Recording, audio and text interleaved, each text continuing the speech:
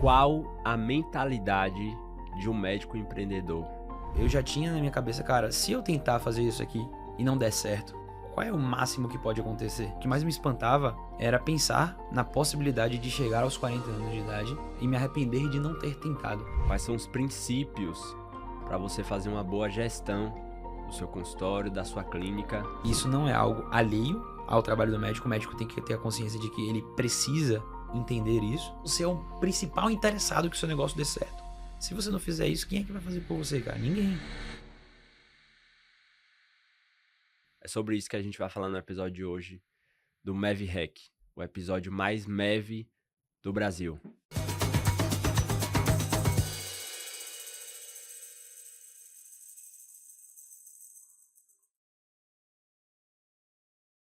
Dan, seja muito bem-vindo. Vou apresentar aqui o nosso convidado de hoje. Daniel, ele é médico clínico, formado pela USP, né, em clínica médica, e hoje também atual CEO da B2Med, uma das principais assessorias de marketing growth médico aqui no Brasil. Dan, seja muito bem-vindo, meu velho. Obrigado, cara. Fico muito lisonjeado pelo convite, não só pelo fato de nós sermos amigos, mas pelo fato também você ter sido nosso cliente lá há um certo tempo atrás. Boa. Aí, graças a Deus, a empresa acabou crescendo muito e vocês acharam mais interessante internalizar Show de bola. pro time de vocês. Fico muito lisonjeado com o convite. Eu acho que meu sotaque baiano vai ser ressaltado nesse episódio aqui. Normal. A gente vai... Daqui pro final a gente já tá falando bem mais. Mano, você fez medicina, formou muito bem, fez clínica médica na USP, só que no meio dessa jornada você decidiu ir por um caminho que não é o mais usual, vamos colocar assim, da carreira médica, né? E hoje consegue ter um impacto significativo na medicina, apoiando outros médicos nos seus trabalhos. Queria que você comentasse um pouquinho qual foi o gatilho, o start, que levou você a escolher um caminho de empreendedorismo, não através da assistência médica, mas através de um outro modelo. Boa. Então, essa história, ela começa durante a minha residência médica lá na USP. Desde que começou a residência, eu me sentia um pouco diferente dos outros colegas, assim. Eu sempre percebi que eu fazia certos questionamentos, certas perguntas que muitas vezes não eram perguntas que os meus colegas costumavam se fazer. No sentido de, eu costumava muito visualizar o futuro, então, poxa, onde é que eu quero estar daqui a 5 a 10 anos? E isso é algo que eu percebo que muitos dos meus colegas não faziam. Não sei se isso é algo geral da classe médica, mas dentro da realidade que eu estava Sim. inserido, isso me pegou de forma muito clara. E na medida em que a residência foi passando, eu percebi também uma coisa importante. E aí já entra um ponto muito relevante pro médico que quer empreender, que eu acho que é de autoconhecimento, autopercepção Sim. de si mesmo. Eu percebi que eu era o menos empolgado dos meus colegas com tudo que nós estávamos vivendo ali. Apesar de eu estar vivendo um sonho de muitos colegas, Sim. que é por estar fazendo residência médica numa das melhores instituições do Brasil, eu não me sentia muito movido por aquilo, sabe? E isso começou a me incomodar. E aí, no final do meu R1, mais ou menos em outubro ou foi novembro de 2021, a gente rodou num estágio que é um estágio, a unidade lá chama de Unidade de Cuidados Intermediários, que é como se fosse uma UTI. Na prática é Sim. uma UTI que não é realizada diálise. O resto tudo se faz lá. Então você entuba, você passa Sim. central, você passa PAI, enfim, maneja ventilador, tudo você faz lá, a única coisa que Sim. não faz é realmente a diálise. E aí, esse estágio foi um estágio que tinha uma carga horária bem intensa, foi um estágio que também tinha uma carga de plantões noturnos muito grande, e esse estágio me deixou um pouco, não sei se eu não cheguei a receber o diagnóstico, mas creio que próximo ao burnout, assim. E coincidentemente, né, aí entra questões espirituais, eu não sei se é coincidência ou se é Sim. providência, eu comecei a ver alguns anúncios de pessoas muito jovens ganhando muito dinheiro na internet, de diferentes formas. Tinham Sim. pessoas ganhando vendendo produtos digitais, tinham pessoas ganhando vendendo assessorias e tal. E eu achei isso interessante. Assim, eu tenho vários problemas, mas nunca nenhum desses problemas foi minha autoestima, né? Aí eu pensei, cara, esses caras jovens, assim, eu estou aqui na residência do HC. Se esses caras ganham dinheiro através da internet, eu sei que eu também consigo. Esse foi o primeiro start, assim. Eu falei, cara, eu vou estudar um pouco mais sobre isso. E aí, no dia seguinte, eu me matriculei no MBA de Marketing Digital da Empíricos e comprei um curso de tráfego pago do Pedro Sobral. E comecei a estudar por conta, né? Isso foi mais ou menos outubro de 2021. E aí, em fevereiro, ou foi março de 2020, não, foi fevereiro, eu tive uma conversa com um chefe meu, assim, conversa casual. Novamente, né? Coincidência Sim. ou providência. Aí fica a critério do ouvinte. Na cafeteria do hospital. E aí ele estava falando de uma história de um colega dele que tinha se formado em neurologia na Unicamp e que estava com muita dificuldade de engatar no consultório particular e que, tipo, ele estava trabalhando em São Paulo e estava cobrando R$ 500 numa consulta de neurologia para um cara formado na Unicamp, que me parece um preço bem Sim. razoável. Não é aquele preço que a gente olha e que a gente fica espantado considerando a formação do colega. E aí isso foi um estalo. Eu pensei, cara, talvez exista uma oportunidade de negócio aqui. Junta a coisa de trabalhar com a internet que eu gostaria, com o nicho que eu já fazia parte e com a dor muito latente. E aí eu fui pesquisar, cara, quais são as soluções que estão sendo ofertadas hoje no mercado para esse problema. E para minha surpresa, eu vi que haviam pouquíssimas empresas especializadas nisso, em específico, e as que existiam não me passavam tanta seriedade nem tanto profissionalismo. E aí foi assim que começou. Que bacana, cara. Tem uma coisa que me chama a atenção, né, ouvindo a sua história. Tem um documento da McKinsey, né, para quem não conhece, é uma das principais consultorias, né, de negócio do mundo. E eles fizeram uma avaliação de quais são os principais comportamentos e atitudes dos principais CEOs do mundo. E um dos elementos é que eles estão sempre atentos aos movimentos de mercado e têm uma capacidade de tomar decisões corajosas, né, que a maior parte das pessoas dentro do segmento não tem. E você contando isso, eu identifico isso, né? Você percebeu, cara, ok, tem um trajeto comum aqui, mas eu tô vendo outras possibilidades em termos de vida, né? Não só restrito ao comportamento médico. E aí você captou ali, né? Você trouxe a conversa, mas provavelmente você deve ter juntado outros elementos aí que você foi escutando e vendo e encontrou ali uma lacuna. Porque todo negócio, geralmente, que cresce, você encontra uma lacuna de mercado, seja em alguma coisa que já tem um serviço sendo ofertado, mas que ninguém oferece de uma forma específica ou para um público específico. E aí eu entendo que você, até percebendo, né, que você tinha uma capacidade de aprendizado, né, cognitiva, de ter feito uma boa faculdade, falou, cara, consigo dar conta disso aqui e se jogou. Pelo que eu entendo, eu acho que vejo muito, muito dessa forma. E aí eu queria dar um zoom out agora, né, até para dar uma noção para nossa audiência. Hoje a B2, como eu falei no início, é uma das principais assessorias, né, de marketing e crescimento, né, growth aqui no Brasil.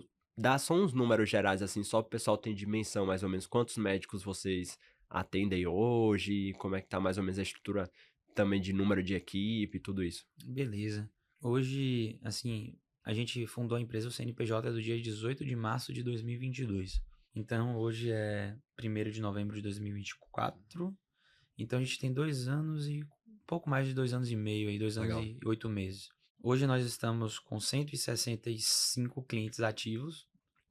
Já atendemos nesse meio tempo aí seguramente mais de 250. Óbvio que não são todos que Sim. ficam.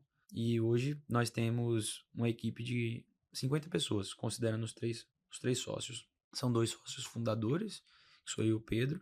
E o Thiago depois ele entrou como consultor de Que é tráfego. médico também, bacana citar isso, né? O Pedro é E médico. já participou aqui com a gente também. E o Thiago, que entrou como consultor de marketing, que apesar de eu ter a base teórica, naquele momento eu não tinha nenhuma vivência prática. Sim. E Thiago é um cara que já gerenciou, atualmente ele já gerenciou mais de 100 milhões de anúncios. Então, assim, é uma soma muito expressiva. Sim. E aí o Thiago entrou, a gente percebeu em determinado momento que era mais dor de cabeça perder o Thiago do que abrir uma participação da empresa para ele, considerando também o fato de que o Thiago estava recebendo muitas ofertas, muito Sim. boas, e que a única forma que a gente tinha de segurá-lo era, de fato, fazendo uma proposta para ele se tornar sócio. Então, contando com nós três, hoje a empresa conta com 50 pessoas, nós temos alguns setores. Então, temos setores de sucesso do cliente, de social media, de gestão de projetos, de gestão de tráfego propriamente dito. Temos o setor de tecnologia interno e temos o setor também de produto de P&D, né? Que é Sim. basicamente para a gente desenvolver novos produtos, verificar novas tendências e se antecipar aos movimentos de mercado. Legal. Cara, eu queria explorar muito com você agora esses elementos. Assim, a maior parte dos médicos Cara, eu acho que chega num elemento de ter ela, a pessoa e uma secretária, às vezes no máximo, enfim, um auxiliar de enfermagem, alguma pessoa não vai chegar a ter 50 pessoas numa equipe. Porém, eu tenho muito a premissa de que, pô, se você aprende com uma pessoa que está 5 passos, 10 passos à sua frente, você consegue acelerar muito. Eu acho que o resultado de vocês apresenta aí, vocês tiveram um crescimento extremamente expressivo num tempo bastante curto de empresa, e estão hoje como um dos principais do mercado oferecendo isso. Então, eu queria muito entender a maneira com que você pensa, a maneira com que você, vamos dizer assim, entende o papel do gestor na empresa, né? O CEO, que é o grande gestor, e que o médico, inevitavelmente, querendo ou não, eu acho que é o gestor, mesmo que seja de si mesmo, da sua própria agenda. E queria entrar nesses detalhes contigo. Primeiro ponto, o que que você considera de maior aprendizado durante esse momento sobre a mentalidade empreendedora? E o quanto você considera isso importante para o sucesso? Primeiro ponto. E quais pontos você acha que seriam, vamos dizer assim, os fundamentais ou os mais significativos para você hoje? Excelente pergunta, Caião. Em termos de quão isso é importante para o sucesso, eu acredito que é premissa, na verdade, né? Eu acredito que se eu não tivesse tido o estalo de fazer uma boa análise, e aí já entrando um pouco no como fazer isso, né? Uma boa análise de risco-retorno, nada disso teria acontecido. E eu sinto que, até pela. Aí existe um viés cultural forte do nosso país. Tem essa finalidade, essa mentalidade de. Assim, isso se reflete até, curiosamente, no tipo de ativos que as pessoas escolhem para investir. Você tem, agora que você está começando a ter mais pessoas investindo em bolsa de valores, em renda Sim, variável, normalmente é o quê? Imóvel, renda fixa, investimentos com baixíssimo perfil de risco. Enquanto, por exemplo, nos Estados Unidos você tem 70, 80% da população investindo em renda variável, né? Então, assim, o brasileiro ele tende a ter uma postura mais conservadora em relação à vida. E quando a gente pega a geração que veio antes da nossa, a geração pode ser talvez os millennials barra boomers, aí sim, a depender da idade do pessoal que tá ouvindo a gente, era muito comum se ter a mentalidade de funcionalismo público, né? De fazer um sim, concurso e de ter a estabilidade.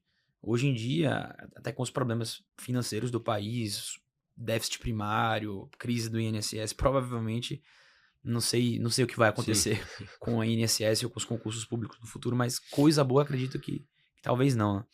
Então, assim, eu fiz uma análise de risco-retorno e eu fui muito imparcial nessa análise, né? E, assim, um ponto que eu acredito que é extremamente importante é você ter a exata dimensão do que de fato pode acontecer. Eu já tinha na minha cabeça, cara, se eu tentar fazer isso aqui e não der certo, qual é o máximo que pode acontecer? Excelente. O máximo que pode acontecer, Dimensionar o pior cenário possível. exatamente. O máximo que pode acontecer é eu perder, entre muitas aspas, alguns anos da minha vida. E aí também tinha um fator muito positivo a meu favor, que quando eu terminei a residência de clínica médica, não sei se foi quando eu terminei, não. É isso, eu terminei a residência de clínica médica com 25 anos. Então, quando abri a B2 média, eu tinha 24. Então, eu falei assim, cara, o máximo que pode acontecer vai ser eu perder 2 anos da minha vida e, de novo, perder com muitas aspas, porque seriam aprendizados que eu ia levar Sim, que ninguém tiraria de mim, seriam situações de negócios que seriam aplicáveis dentro da medicina. Então, eu jamais consideraria isso uma perda. Mas o pior que pode acontecer é eu perder 2 anos. E o melhor que pode acontecer é eu mudar minha vida de uma forma que eu não consigo nem mensurar. Então, assim, é uma análise de risco e retorno que as odds elas estão muito a meu favor. E aí entra um pouco também da minha. Eu sempre fui um sujeito muito CDF, né? Eu sim. sempre gostei muito de estudar. Então, assim, final da minha adolescência e início da minha vida adulta, eu pegava para ler Nassim Taleb, e aí eu lia os livros dele, de, Bacana. de estratégia Barbell, e aí eu ficava Sim. pensando, cara, como aplicar isso não só no mercado financeiro, mas também na minha vida pessoal. E aí você percebe uma simetria de risco e retorno muito grande, né? Então, assim, a mentalidade, para mim, ela é premissa. O sujeito que ele não consegue ter uma mentalidade. E, assim, o que mais me. Voltando um pouco aqui, o que mais me espantava era pensar na possibilidade de chegar aos 40 anos de idade, 50 que seja, e me arrepender de não ter tentado. Isso ia me amargurar até o último dia da minha vida. Eu preferia tentar e não dar certo do que não tentar e me arrepender Sim. de não ter tentado. Eu tenho esse perfil. Eu sou um sujeito que eu assumo muitos riscos, de Sim. forma calculada, claro. Mas tem um ponto no que você falou, cara, que eu queria destacar aqui, né? E eu tava tentando lembrar qual era a referência, eu não lembrei, mas essa frase pra mim é bem marcante, né? Que coloca que empreender é você buscar riscos assimétricos. não é uma coisa muito óbvia para quem não costuma pensar nessas categorias, né? Uhum. Mas a gente tem uma vantagem gigantesca como médico em que o nosso downside, ou seja, o nosso pior contexto, cara, ainda é um contexto em termos de Brasil relativamente muito bom. Sim. Então, é o que você falou, tipo, cara, um médico que decide, por exemplo, iniciar um consultório particular, ainda mais sendo um serviço, né, um modelo de negócio. Pior que pode acontecer é não aparecer ninguém. Sim. Você não vai, tipo, que nem um cara que tem que abrir um mercadinho, o cara compra a ponta, aluga, ou aluga espaço, contrata gente, compra Estoque. estoque, e se der tudo errado, ele sai possivelmente com uma dívida que às vezes ele vai demorar anos para conseguir retornar, né? Enquanto que em serviço, ainda mais no contexto médico, o nosso risco é infinitamente menor, né? Então, teoricamente, a gente tem um contexto extremamente favorável para empreender e, infelizmente, estatisticamente ainda é relativamente baixo, né? O número de médicos, e eu vejo, assim, a nível individual, e você também, eu sei que, né, até por ter esse contato direto com os clientes, ainda escuto muita insegurança de colegas que estão nesses processos de transição, né? Cara, com certeza. E eu lhe digo uma coisa, Caio. A gente tem hoje uma amostragem significativa de clientes. E todos os nossos clientes que têm mais sucesso dentro da empresa, eles têm traços de personalidade muito característicos. Bacana, mano. Fala sobre isso, porque eu acho que isso... Cara, normalmente são sujeitos que eles não têm uma falsa perspectiva do que o meu trabalho vai trazer para eles. Eles são muito pé no chão. Eles sabem que é um trabalho longo, que é um trabalho que é, de certa forma, científico, porque demanda muito teste para você acertar o que Sim. funciona ou o que não funciona. Eles são muito resilientes, então eles sabem que haverão meses bons e haverão meses ruins, e eles não colocam a culpa de meses ruins em cima da gente, eles entendem a sazonalidade, e eles têm um perfil muito proativo, no sentido de que eles não terceirizam o sucesso do projeto deles para a empresa. São pessoas que, boa parte das vezes eu falo, acredito que eles teriam sucesso conosco ou com outra empresa. Excelente. E eu percebo isso. É nítido. Você tem se desenvolvido e aprendido com os conteúdos aqui do podcast do MavHack? Então eu tenho uma oportunidade para você. Para ir rapidinho o que você está fazendo agora, você vai lá no perfil do MavHack e você vai ter a oportunidade de avaliar esse podcast com a quantidade de estrelinhas ali que você achar que o conteúdo daqui agrega de valor para você. Lembrando que essa é uma forma também de você demonstrar a sua gratidão e a gente vai podendo criar esse ciclo aí de perceber que a gente tem feito diferença na vida das pessoas e que você vai poder fazer a diferença também na vida dos seus pacientes. Então, convido você a avaliar o podcast, seguir também para receber todas as notificações. Cara, eu tenho uma tese, e até entra naquele contexto que você estava falando. E essa tese, assim, é no sentido de ter conversado com muita gente, né? Muitos outros colegas médicos, né? Que passaram até pela escola. De que a maior parte dos colegas que ou estão indo ou estão no consultório particular, na verdade, eles não querem empreender. Inclusive, é a tese central do livro O Mito do Empreendedor, né? A maior parte das pessoas que vão empreender, elas acabam indo como uma forma de se livrar das outras opções que elas consideram ruins. Só que elas não necessariamente querem assumir o que seria um empreendedor. A gente tá falando de assumir risco, a gente tá falando de vários outros papéis, e o reflexo, pra mim, desse... Vou até botar dessa mentalidade, né, em termos de entender qual é o seu papel nesse processo. Na minha visão, é você terceirizar. A gente tá falando aqui do marketing, né, que tá muito em voga hoje, mas isso acontece com vários outros prestadores de serviços também que são comuns na empresa, o contador, enfim. Você terceirizar essa responsabilidade e essa expectativa do sucesso. Então, tipo, você quer, teoricamente, ter o que supostamente seria a parte boa, talvez uma flexibilidade maior de tempo, um potencial maior de remuneração, só que não necessariamente a pessoa quer assumir os trade-offs, o custo, né? O preço de construir isso, né? Eu não sei se você percebe isso também, porque eu acho que é muito comum ouvir o que você tá falando. Tipo, do cara, por exemplo, às vezes faz a formação com a gente, o cara tem um produto muito bom, e aí a gente vai, cara, e aí, como é que tá na prática? Qual é a barreira? E aí é sempre projetado em cima de um terceiro a barreira da não execução, né? Cara, aí na minha percepção é um problema filosófico, sabe? Eu acredito que, infelizmente, os nossos colegas médicos, e eu sei que você é diferente porque você é formado em teologia, então você Sim. busca outras áreas do conhecimento que mesmo à primeira vista não pareça ter nada a ver com a sua vida prática, você percebe que amplia a sua percepção do mundo de uma forma completamente diferente, né?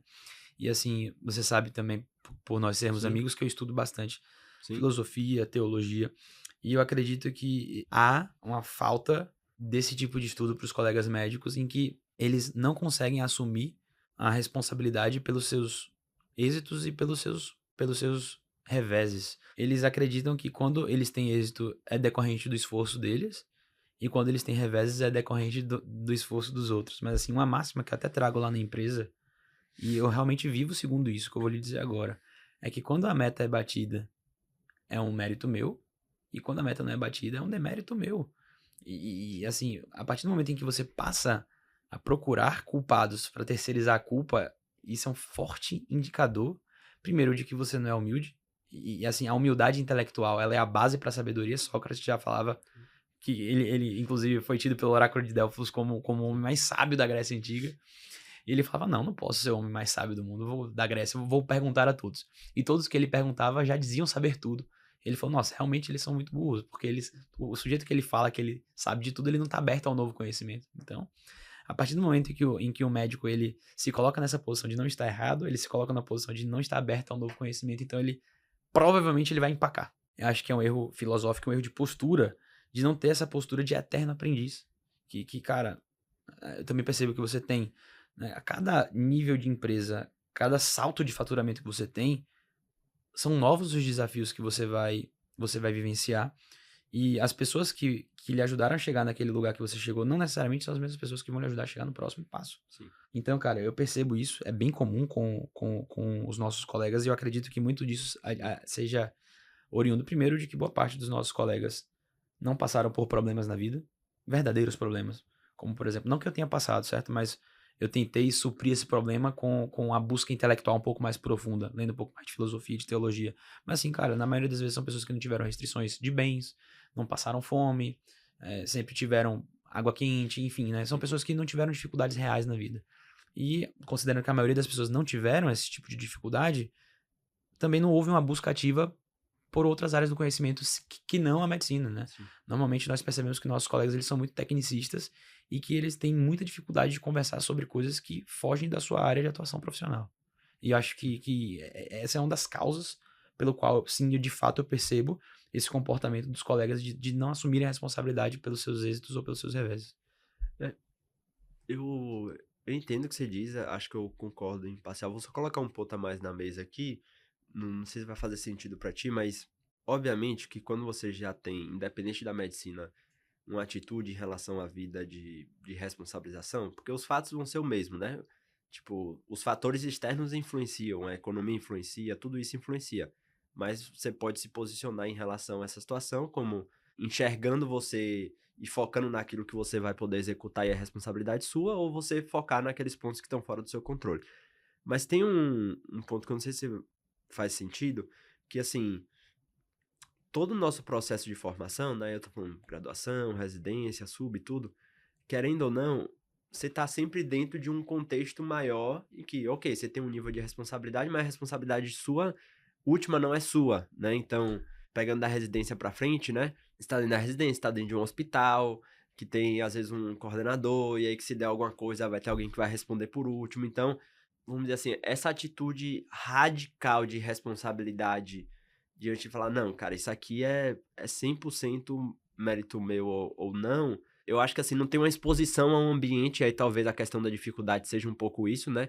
Quando você entra em um estado de escassez, seja porque a pessoa, sei lá, passou uma limitação de alimento, qualquer outra coisa do tipo, eu acho que talvez esse tipo de situação faz com que você ou quebre, né? Que obviamente tem pessoas que adoecem, ou você, em geral, desenvolve um comportamento de resiliência muito intenso como um mecanismo de sobrevivência mesmo, né? Não sei se era mais ou menos isso que você estava pensando também. Concordo. Acho que a exposição que a gente tem é sempre uma exposição protegida. Você sempre tem um preceptor, aí, ok, você termina a residência, mas aí você tem um coordenador de não sei o que lá.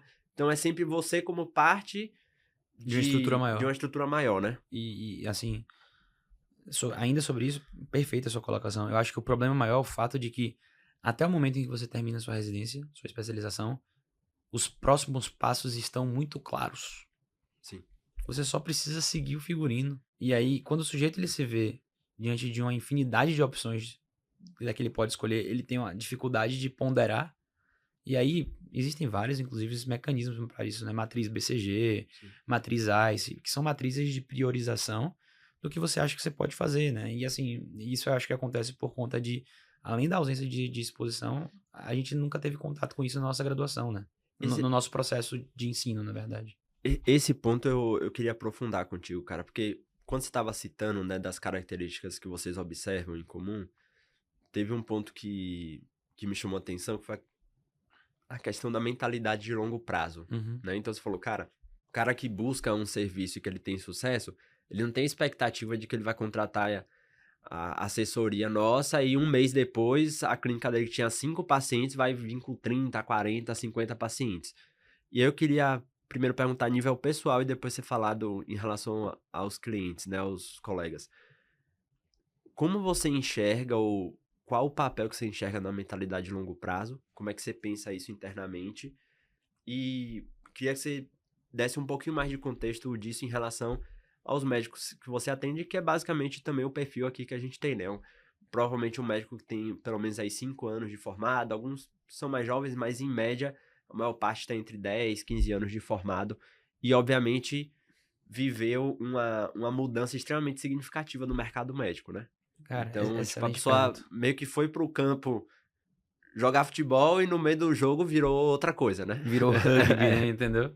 Cara, excelente pergunta, Caio.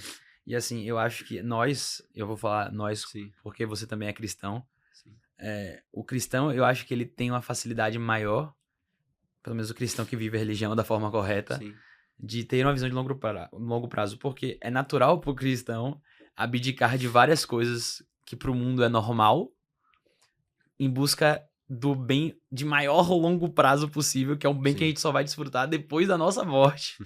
Então, Faz todo assim, sentido. pro cristão, eu acho que isso é mais natural do que pra uma pessoa que não seja religiosa. Eu não vou nem falar do cristianismo, eu tô falando do cristianismo porque é a minha religião. Sim, Então, eu tenho mais propriedade de fala. Mas, cara, eu acho que isso faz com que eu consiga adaptar o comportamento de longo prazo para várias esferas da minha vida.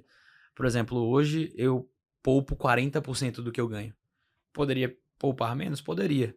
Mas eu entendo que fazer isso agora vai fazer com que daqui a 6, 7 anos eu tenha tranquilidade financeira. Eu também tenho vontade de ter sim. uma família numerosa.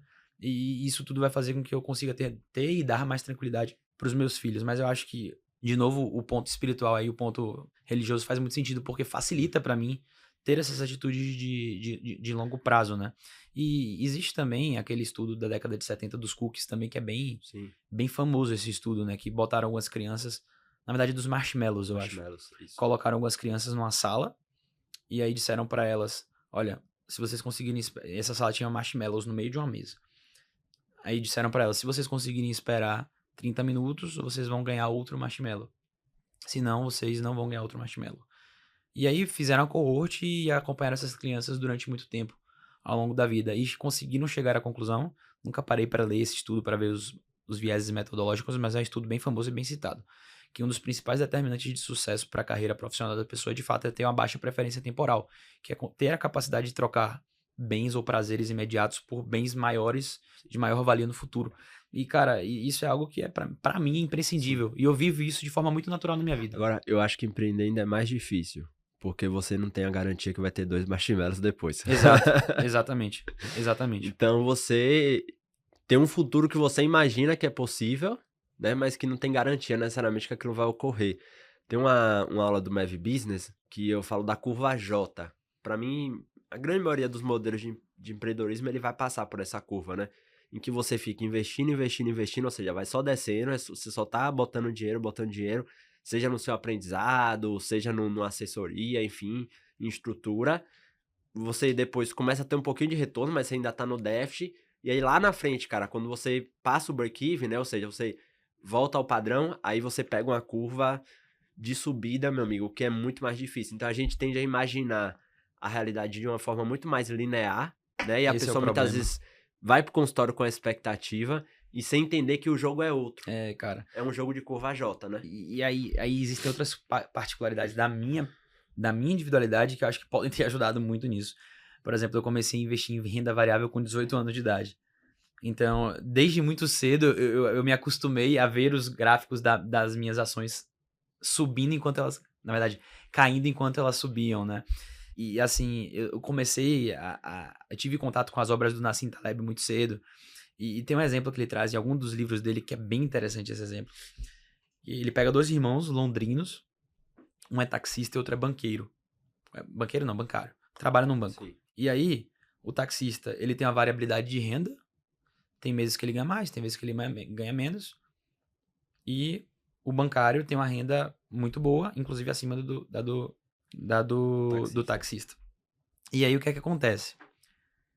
Em algum momento, é um caso fictício. Sim. Há uma crise no banco, eles precisam cortar custos com as pessoas mais caras, tiram ele, e o taxista, que tinha sua renda variável, mas que dependia de diferentes fontes, não de uma única cesta, conseguiu continuar tocando a vida. Sim.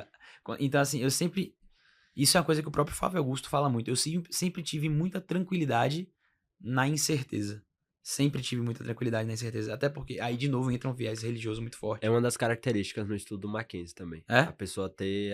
Ele não usa esse termo, né? Mas seria, teoricamente, uma inteligência emocional, né? Ou seja, a capacidade de flexibilização diante da incerteza, né? Cara, pra mim é muito tranquilo. Assim, e aí entra de novo... Acho que entra uma questão de fortaleza espiritual muito, muito forte aí. Que eu acredito piamente que nenhum fio de cabelo cairá da minha cabeça se não for da vontade de Deus. Então, assim, cara, o que é que cabe a mim aqui? É dar o meu melhor enquanto empreendedor, gerenciar meu tempo da melhor forma possível, trabalhar da forma mais ética e intensa possível. Sim. E se ele achar que é mérito meu que eu devo ter determinada coisa, ótimo. Se não, também tudo bem, entendeu? E eu acho que, assim, existe aí outro problema filosófico também, de que as pessoas atrelam a felicidade delas a resultados e não aos meios. Enquanto eu sempre busco estar e ser feliz, independentemente de eu ter alcançado um marco ou não. E aí tem um livro muito legal sobre isso, que é Sobre o Sentido da Vida, do Viktor Frankl. Sim. Que ele analisa um pouco isso, né? Para quem não conhece o livro, é um livro de um psiquiatra judeu que foi colocado no campo de concentração durante a Segunda Guerra Mundial. E ele faz uma análise do comportamento das pessoas que vivem no campo de concentração e ele tenta entender por que existem algumas pessoas que vivem e que conseguem sobreviver a todas aquelas barbaridades e outras não. E isso se correlaciona muito com a existência de um propósito maior do que aquela própria pessoa. E logo, a partir do momento que há uma existência de um propósito maior, esse propósito ele é intangível, então ele é inalcançável. E aí isso é apenas uma extrapolação filosófica. Mas a partir do momento em que você tem algo e você atrela algo tangível, algo alcançável, e você atrela a sua felicidade a isso, a partir do momento em que você chega nesse algo, você vai atrelar a sua felicidade a algo ainda maior. Então você vai ficar numa eterna busca do próprio rabo, né? Do cachorro Sim. atrás do próprio rabo. E aí, por isso que eu acho que, cara, pro empreendedor, na verdade, para todo mundo, eu acho que o nosso estudo de filosofia durante colégio nem se fala e faculdade nem existe, né? Eu acho que é muito, muito pobre. E eu acho que se resolve muitos problemas de inteligência emocional, de gestão de sentimentos mesmo e de visão de mundo e se estudando filosofia, sabe? Eu sou um defensor bem ávido, assim, de filosofia. Já deu pra perceber, né? Massa. Cara, show de bola. Então, assim, eu acho que a gente cobriu um pouco aqui, vamos dizer assim, do aspecto Pessoal, né? da mentalidade empreendedora, Uhum. mas eu queria pegar um outro elemento que, inclusive, eu sei que, né, vocês são muito bons nisso, que é a parte de gestão, né? Hoje vocês estão com um time aí de 50 pessoas, e 50 pessoas não trabalham sozinhas de maneira aleatória se não tiver um sistema que dê clareza, que dê norte, que bata o bumbo ali, né, do ritmo. E muitas vezes a primeira experiência, vamos dizer assim, de gestão que o médico vai ter é quando ele contrata uma secretária, né? Nem que seja uma secretária virtual. E aí vem, cara, como é que eu contrato? Como é que eu acompanho? E aí, né, tem muitas vezes aquela coisa da pessoa falar, minha secretária não sabe vender, e aí volta a coisa da terceirização, né, e ter toda uma expectativa de que a pessoa resolva os problemas na clínica. Na sua visão, o que é que você acredita que são, vamos dizer assim, os fundamentos de uma boa gestão, considerando o contexto aqui vou nem falar de uma clínica, né, porque às vezes são várias pessoas, mas vamos pensar no núcleo menor ali, que seria o médico e a secretária, né? Boa, cara. Primeiro ponto, assim, antes de entrar nisso, mais Sim. um ponto filosófico aí. Eu recomendo a todos, isso foi uma coisa que eu fiz, um exercício que eu fiz na minha vida, quando eu estava decidindo se eu ia empreender ou não, que é viver um mês no orçamento base zero. Já ouviu falar nisso? Sim. O que Mas é? explica pro pessoal. Beleza. Foi um mês que eu falei assim, cara, eu vou viver esse mês sem comprar absolutamente nada, sem sair nenhum dia. Eu vou viver com apenas o essencial pra, de fato, viver. E aí você percebe é interessante porque você coloca as suas coisas nas verdadeiras dimensões, né? Sim. Aí você pensa, cara, se tudo der errado, eu ainda vou ter um lugar pra dormir, eu ainda vou ter como comer, eu ainda vou conseguir tomar banho quente. Então, assim, eu acho que o principal ponto... Você sabe quanto tempo eu vivi nisso aí? Quanto? 2 anos, que eu casei no início do internato. Nossa senhora.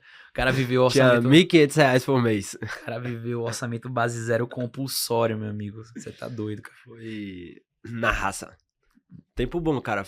Inclusive foi uma das melhores escolhas que eu fiz na vida. Cara, você ganhou uma Depois a gente casca aí pode que ninguém tira, né? E o principal foi isso que você falou. Pra mim ficou muito claro, e pra mim, obviamente, minha esposa, né? Que a gente, inclusive, tem várias lembranças e várias fotos, porque na nossa casa não tinha mesa, era um apartamento bem pequeno e tal.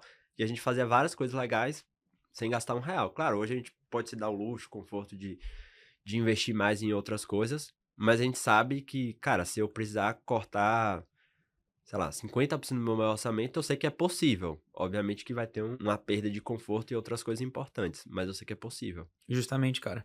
E assim, eu acho que um dos maiores defeitos dos nossos colegas quando se diz respeito à gestão é não colocar as coisas em perspectiva. Cara, quando você vai contratar alguém, tipo assim, você acha que eu sabia quando eu fiz a minha primeira contratação? Claro que não, óbvio. Assim, eu tinha lido algumas coisas, li alguns artigos ali, mas você só vai aprender fazendo. Vou dar um exemplo, quando você vai aprender a dirigir, você lembra, cara, eu lembro claramente da minha autoescola. É uma coisa muito louca entre pisar na embreagem, passar marcha e o carro morria, aí você engasgava, você tinha que ligar, e aí o carro descia, e assim, hoje eu dirijo o carro com tranquilidade. Sim. Eu acho que quando se diz respeito à gestão, quando se diz respeito à contratação, é exatamente a mesma coisa. A sua primeira contratação, ela vai ter um índice de incerteza muito alto, provavelmente você vai errar, certo? Mas Sim. assim, qual é o problema dos nossos colegas? É que na grande maioria das vezes eles desistem. Ou então eles se colocam na posição de que eles dizem, isso aqui não é pra mim. E cara, quando você fala isso é muito ruim, muito danoso. Porque diante do desafio você tem que ter uma postura proativa de falar assim, como assim, bicho?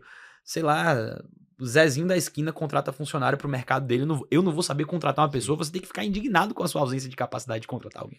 Tem até um ponto que você falou aqui que é interessante, que assim, ficou muito popular uma estrutura que é muito da TCC de segunda onda, que é aquela coisa assim, o que você pensa, isso gera um comportamento a partir da sua crença, Sim, né? sim. Beleza, isso é verdade. Tipo lei da atração, né? Mas tem um elemento contrário que ele é verdadeiro, e do ponto de vista científico, que a maneira com que a gente se comporta e com que a gente fala, ou seja, a nossa linguagem, ela modifica o nosso comportamento.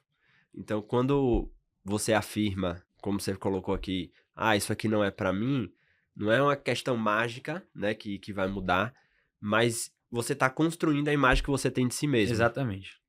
E isso modifica o seu comportamento, porque o tempo todo você tá tentando ser coerente com aquilo que você pensa e com aquilo que você fala. Exatamente. É uma necessidade humana, a necessidade de coerência. E aí, quanto mais você afirma que você, não é capaz, isso aqui não dou conta, não sei o quê, você vai tender, principalmente porque grande parte do nosso comportamento não é necessariamente racional, a se comportar de maneira coerente com essa linguagem que você está utilizando. Perfeito, Caio. É exatamente isso. E assim, eu acredito que as pessoas elas têm que ter a clareza de que, cara, o primeiro, assim, você trouxe sobre gestão, mas eu vou trazer sobre outras coisas que eu acredito que são Sim. necessárias de se fazer parte da vida do médico do século XXI e que existe-se muito medo.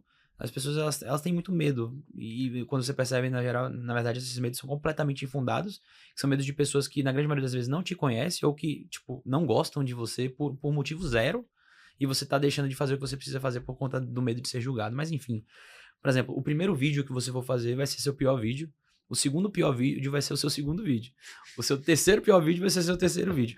Então, as pessoas, elas têm que passar pelo processo de ser ruins para serem boas. É antinatural você esperar ser bom em algo sem você put your hours in. Você tem que colocar horas. Então, assim, é a mesma coisa com contratação, é a mesma coisa com gestão. E, assim, o que é que eu sugiro? Ninguém vai operar bem na primeira cirurgia. Óbvio, né? não existe. Você tem a curva de aprendizado natural para qualquer habilidade da vida, né? Então, assim, eu acho que o primeiro fator, e que talvez seja o mais relevante, não é um fator técnico novamente. Isso, inclusive, tem a consonância com como a gente atua lá na empresa. Não é incomum a gente contratar pessoas que têm um substrato técnico ok ou médio, mas que tem um fit cultural muito alinhado e essas pessoas, normalmente, elas ficam por muito tempo. já trazendo aí um insight de contratação, né, a respeito da sua empresa. Mas, é de você... Só explica rapidinho o que é que seria o fit cultural, pro cara que tá, sei lá, pensando em contratar a primeira secretária, entendeu? Excelente. Para que haja um fit cultural, primeiro você precisa ter uma cultura definida. E o que é que se define a cultura? É basicamente um espelho do que o fundador acredita, quando se trata de uma empresa de uma pessoa só. Sim.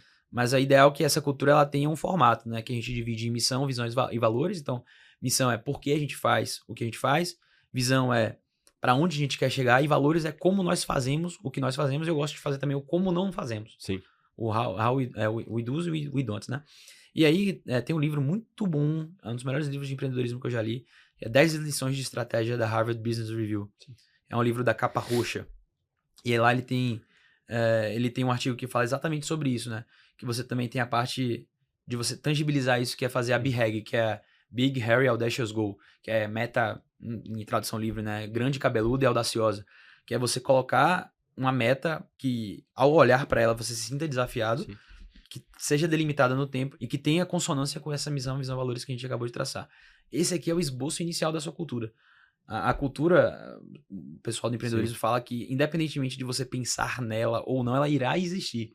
Existem várias frases que eu concordo muito, como, por exemplo, a cultura é o pior comportamento tolerado na sua empresa, ou então a cultura que as pessoas fazem na sua empresa quando você não está. Eu concordo completamente, sim, com isso, mas o ponto de partida de uma cultura, na minha opinião, é ter a BHAG clara e ter as missão, visão e valores claros. Pegando isso aí pra secretária, né, a coisa do que você falou do fit cultural seria, pô, às vezes não é a secretária que ela vai vir pronta tecnicamente. Exato. Mas você vê que aquela pessoa, ela tem uns comportamentos que você acredita que são coerentes com o perfil da equipe, mesmo que a equipe seja você e a secretária, que você tá buscando. Então, cara, é uma pessoa proativa, a depender do modelo de negócio que você tem, vai ter que ser uma pessoa mais ágil, outro vai ter que ser uma pessoa mais atenciosa. Sim, e aí, sim, são as pessoas que têm essas características, ou seja, ela tem a parte comportamental e às vezes você vai ter que treinar ela em relação aos processos, como é que ela vai responder, como é que ela vai conduzir, e não ter a expectativa que a pessoa vai vir pronta em tudo, vai resolver todos os seus problemas e aí você só precisa pagar, né? Sim. Porque isso não acontece em nenhum lugar, tá, pessoal? Só pra deixar claro pra você.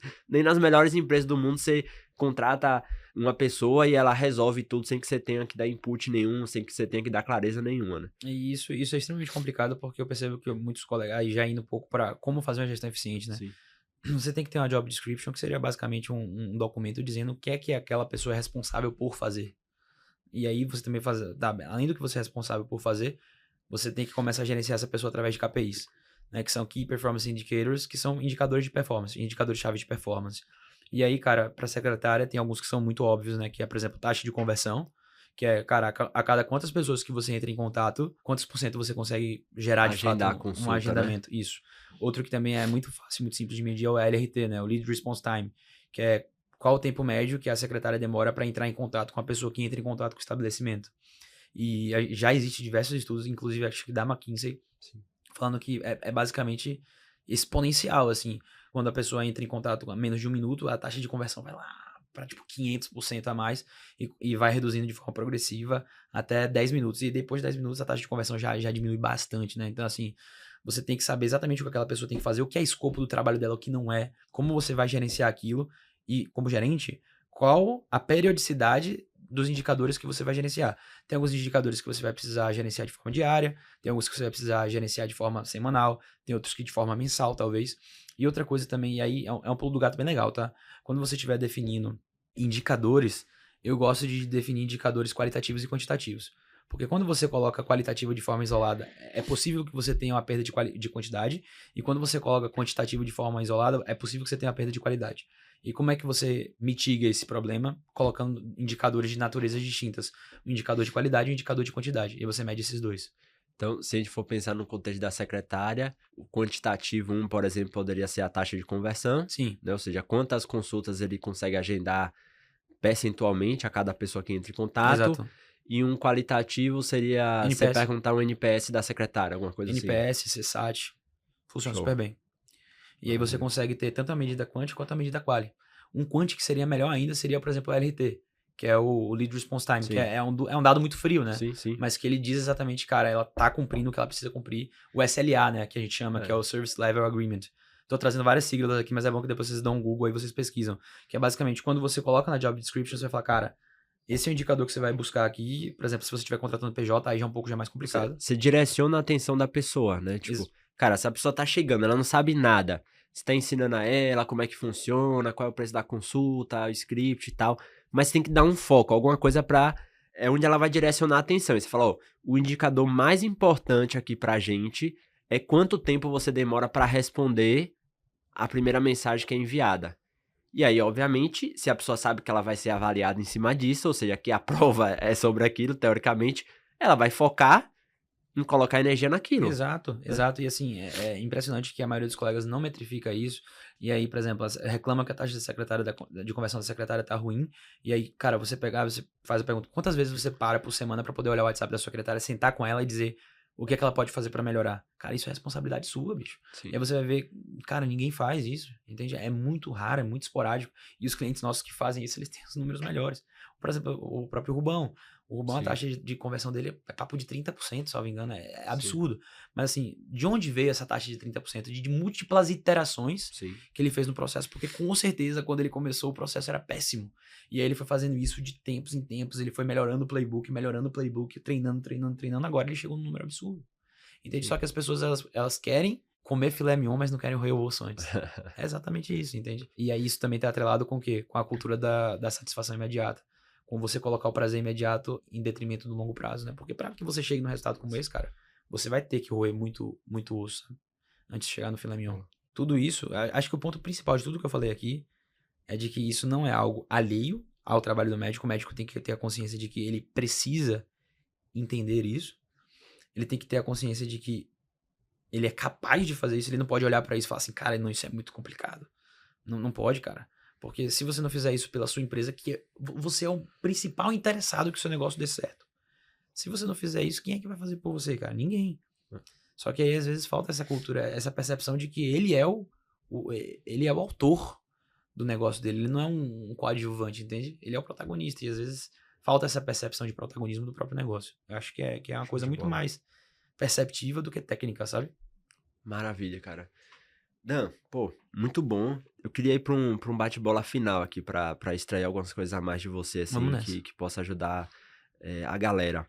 Eu sei, né, em outras conversas que a gente já teve, que vocês, na B2, sempre investiram muito em mentores, né? Hoje você tá, inclusive, te agradecendo aqui publicamente, né, ter aceitado o nosso convite pra ser advisor nosso lá no Mev Business, né? Então, dentro do nosso programa para médicos, né, que estão empreendendo em medicina do estilo de vida. Então a gente tem conselheiros em várias áreas, né, finanças, contabilidade, e o Dan é um dos que estão lá na parte de marketing, né, obviamente por todo o domínio e técnica que ele tem. E eu queria te ouvir um pouquinho qual a importância que você considera e o quanto você acha que impactou na jornada da B2, né, em termos de empreendedorismo, esses investimentos que vocês fizeram em mentores, enfim, conselheiros, enfim, tem vários nomes, né, para essas categorias.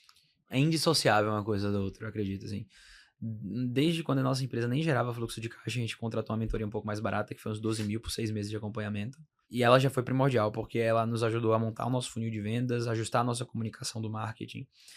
E foi onde a gente chegou ali nos primeiros 100 mil de faturamento mensal, né? Receita recorrente. Aí logo depois vieram diversas imersões na G4 Educação. Então eu fiz a imersão Traction deles, fiz a Marketing Growth, que também tem um investimento considerável. Depois entrei na comunidade deles de empresários, que faço parte, inclusive, até hoje. E aí agora estou sendo acompanhado pelo Rubão. E ao longo desse processo também, tipo, isso todos foram os investimentos que foram feitos na minha pessoa jurídica.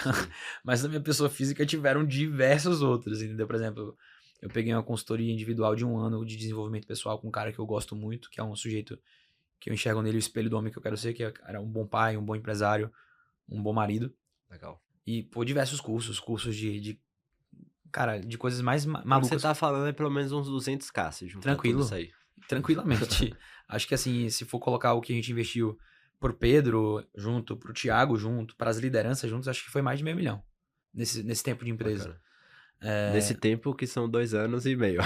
Pois é. Eu tava até falando com você antes de a gente começar a gravar aqui. a gente nunca teve muito isso com gastar dinheiro, sabe? Até porque eu enxergo o dinheiro novamente como um meio, não como um fim. Eu acho que o dinheiro, isso é uma coisa também muito americana, de que ele tem que circular, que o dinheiro circular faz bem. Então, assim, cara, pra mim é indispensável. Eu acho que o problema... Tem uma frase do Alex Hormozi que eu gosto muito, que é: o custo de você não saber como ganhar $1 milhão por ano é $1 milhão menos o quanto você ganha hoje. Então, por exemplo, vamos supor que você ganhe $100 mil ao ano. Beleza, lhe custa por ano $900 mil ao ano não saber ganhar $1 milhão ao ano. Sim. E o que distancia você de ganhar $1 milhão ao ano, aos $100 mil que você ganha hoje, é justamente o que você não sabe. E a partir do momento em que você internaliza isso, você fica tendo essa busca constante por conhecimento, você chegar lá é apenas uma questão de tempo.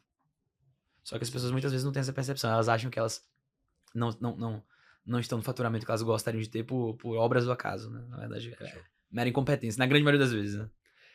Cara, você citou o Alex Hormozi, que é um cara que eu acho que nós dois, né, admiramos e acompanhamos há bastante tempo.